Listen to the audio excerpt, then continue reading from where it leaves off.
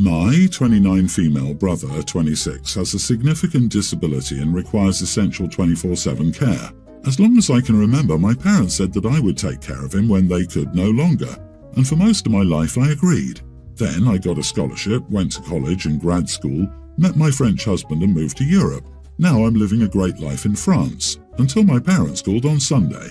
Apparently they're ready to retire, and they think my husband and I should move to the States, into their house and care for my brother. First, this isn't even vaguely realistic financially, but worse, I just don't want to. I wish I could say I love my brother, but I'm not sure I do. He's just this great sadness and burden in my life. I don't want to be his caregiver. I know other people with disabled siblings feel differently, but I don't really. His needs took my childhood. I don't want them to take my adult life, especially since he probably doesn't even know who the heck I am. There's nothing there to have a relationship with. I didn't say that to my parents, just that I wasn't coming home. They say I'm the idiot and will barely speak to me. They say I promised. But do I have to give up this life for a promise I made as a young child? So am I the idiot? I feel so guilty because he's my brother, they're my parents, and I owe them. It's an idiot move to abandon them. So they're ready to retire and live the rest of their life away from their child, and they expect that you give up your whole life and source of income to take care of him. If they cannot care for him, I'm sure there are many options for them. Options they should have thought about a long time ago. You are not responsible for their child. You are not the idiot. Hun, your brother is not your responsibility. And no, your parents cannot hold you to a promise you made as a child. You can still be supportive in helping them find care for your brother, though. You don't have to go over or send money, just be supportive. And try to stop seeing your brother as a burden. Have some grace and empathy for him. I disagree, that's a pretty self-righteous thing to say. The OP has every right to feel however she feels. This was her childhood and experience. Parentification is abuse. You deserve to have your own life. You deserve your own happiness. Guilting you into caring for your severely disabled brother is not fair of your parents. They really need to cut the guilt. A child can't promise things. Your parents' plan was ridiculously selfish nonsense. Everyone's the idiot here. This is a hard situation. Your parents have unrealistic expectations, but you allowed it to go on. As an adult, any time you could have said something. Honestly, all of you should have been discussing this way before now. There are government agencies in the US that provide funding and placement, but the waiting list can be years long. I suggest you speak to your parents now. Your parents are probably nearly retirement age, and now you've left them scrambling to find other plans for your brother alone. Oh Lord, not her problem. This is on the parents for trying to shove their responsibilities off on their child. They are retiring, not dying. Do they think they get to retire from being this guy's parent? Seriously though, OP, not the idiot, and don't do it. Your marriage will fall apart and your life will follow. My daughter, kindergartner, has some severe food intolerances. Eating the wrong thing frequently ends in a hospital visit. She has snack time at school where the kids bring in their own snacks. I found a really fun snack for her online that she can actually eat, and I've been sending that in with her for months. On Tuesday, when I opened her bag, I found that the snack was there untouched, so I asked her why. She told me it was too tough for her to open. I asked her about previous weeks, and she told me that her teacher used to help her, but doesn't anymore. I encouraged her to ask her teacher the next day. The next day, the snack was still unopened, and when I asked her about it, she told me that the teacher told her that she needed to learn to open her snacks at snack time all by herself.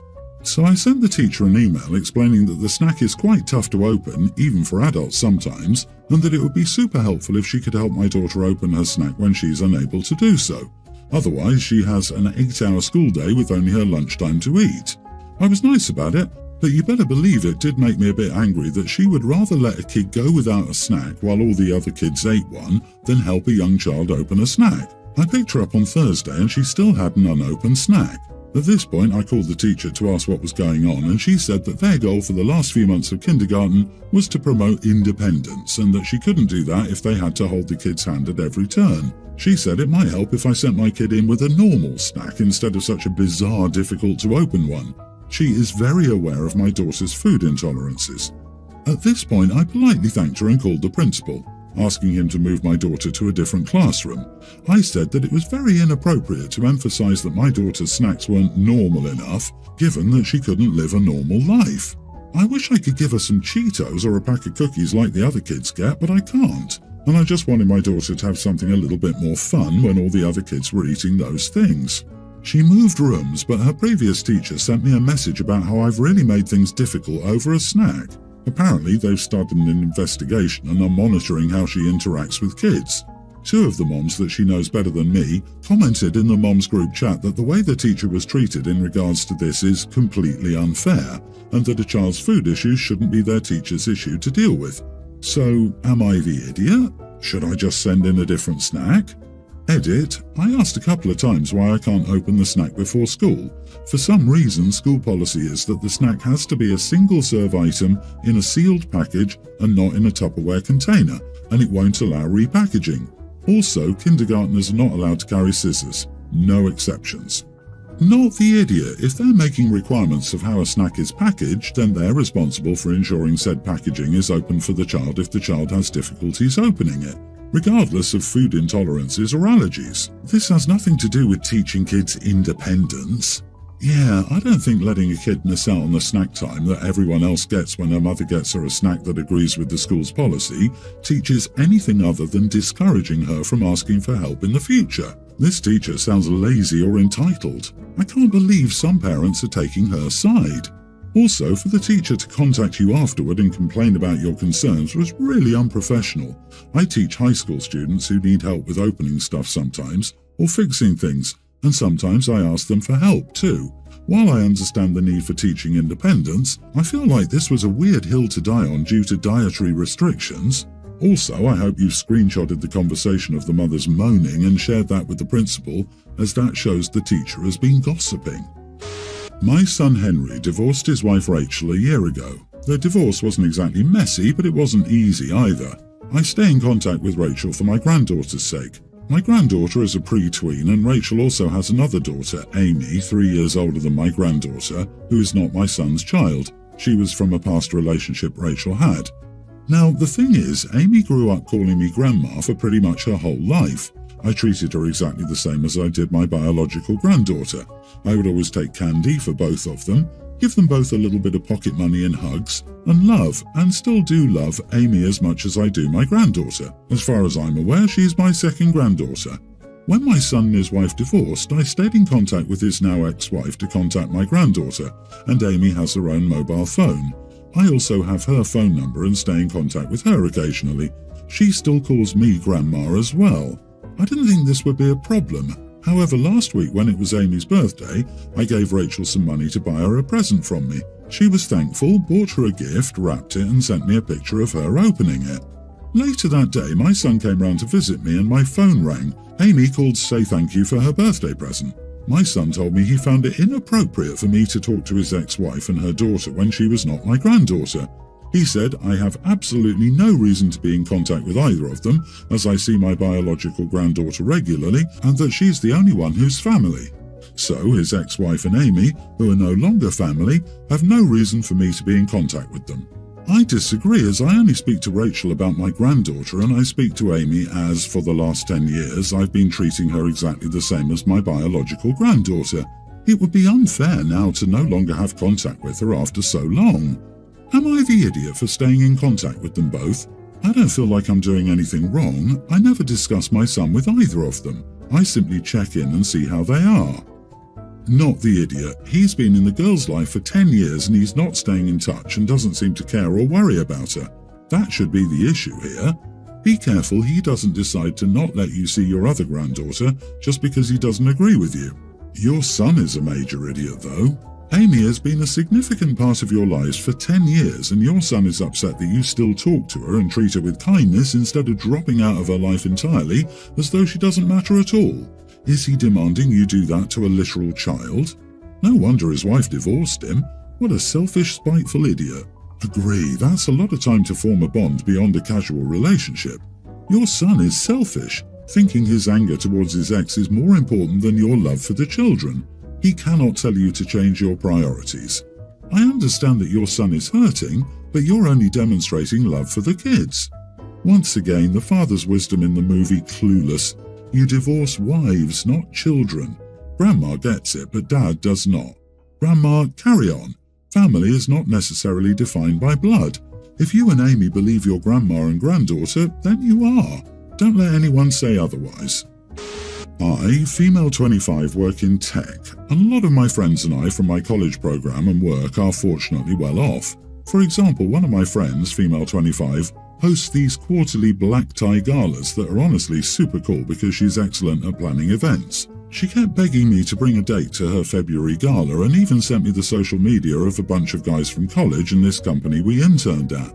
Honestly, I never really vibe with any of the guys from school because I was hyper-focused on studying and I never really clicked with them. I go to this ice cream shop near me a lot and there's a cute guy who runs the shop. I've been trying to get out of my shell a little more, so I finally asked him for his number and if he would like to go to my friend's party with me after we texted. I told my friend that I had a surprise date so she would get off my back. At the party, when he introduced himself, she seemed kind of put off and I feel a little bad for him too because he seemed a bit awkward, but I think he warmed up as the night went on. He texted me afterward and said he had a good time, although it could be that he was just trying to be polite to me. After the party, my friend told me I was disrespectful to the time and energy she spent planning by picking up random guys off the street to go with me to her gala. She also said I was rude to my date by bringing him there because he wasn't successful as everyone else, and obviously felt uncomfortable and ashamed. I apologized to her reflexively because I felt bad for making her feel disrespected. However, I'm starting to feel like her reaction was pretty over the top and snobby. Am I the idiot? I'm sorry to break it to you, but your friend sounds like an elitist piece of work. She begged you to bring a date, so you brought a date. Now she's upset he wasn't good enough? A fellow human being is somehow unqualified to attend a party because it's full of more successful people. That's messed up. I hope you gave him a heads up on what kind of party it would be, so he wouldn't feel uncomfortable if he's not into fancy tech galas. But no, not the idiot by a long shot. The most charitable interpretation is that she expected you to bring a date that you were more serious about, and she didn't get the impression that you were serious about this guy. She's an idiot because she didn't communicate her standards for seriousness beforehand. She's also an idiot because she presumes you couldn't be serious about this guy. After all, he's not as successful. A less charitable interpretation is that she doesn't like the poor at her parties. OMG, random men off the street. What? This woman isn't your friend. She's an idiot and a snob. I certainly hope her life continues to be successful. It would be pretty embarrassing to her if she hits a bump in the road. Yes, I also think OP should have an honest conversation with the guy that this might be his reality if they get together. It might not be comfortable for a normal person to be in crowds of affluent people or snob affluent people like party hosts, but it doesn't feel like they can say anything. My kid is very book smart. However, sometimes he doesn't really make good decisions, so his mom or I help him out. My ex has custody of him and I get to see him whenever he has time, usually every weekend. I had been saving money to take him out for dinner at a steakhouse he loves. This isn't something we can do all the time. Unlike so many people in this sub, I'm not a millionaire tech guy and I've never received an inheritance. So for me, spending this much money on a meal is a sacrifice, but he's worth it. I'd spoken with his mom, so she knew the plan. I'd spoken with him and he was excited about going there for his birthday. I went to pick him up at his mom and stepdad's house. When I got there, I went in because we're all friendly that way. He was finishing 2 grilled cheese sandwiches and a bowl of tomato soup. I asked him why he was eating since he knew we had dinner reservations. He said he was hungry, so his mom made him food. After we left, I asked him if he was still hungry and he said he was stuffed. So I called the restaurant and cancelled the reservation. We went to see a movie instead. He had room for soda and popcorn. When I took him home, his mum asked how the dinner was, and I told her that we had changed plans. Now she's upset with me because I didn't follow through on taking him out like I said I would. But I think I made the right decision. Not the idiot. Your ex sabotaged your plans. She can take him to the steakhouse the next time he's hungry. What were you supposed to do? Make your kid sick? Sounds like you still had fun at the movies. Your ex is playing games, friend. Totally agree she sabotaged their plans. Most parents would have said no to their kids that they're going out to eat soon, so just have a piece of fruit. Instead, she made 2 sandwiches and soup. That's more than I would have for a normal meal. Dude, what? If I read correctly, it isn't even the kid who's upset but his mother on his behalf. What does she even expect? Should you have force-fed him or something? You could take him to that restaurant some other time and he probably would be much happier about it when he's hungry. That's exactly why she's upset. She intentionally fed the kid a full meal right before dinner. Presumably, she wanted OP to either argue with her about it, berate the kid for making bad choices, or prove he couldn't give the kid a good time on his birthday.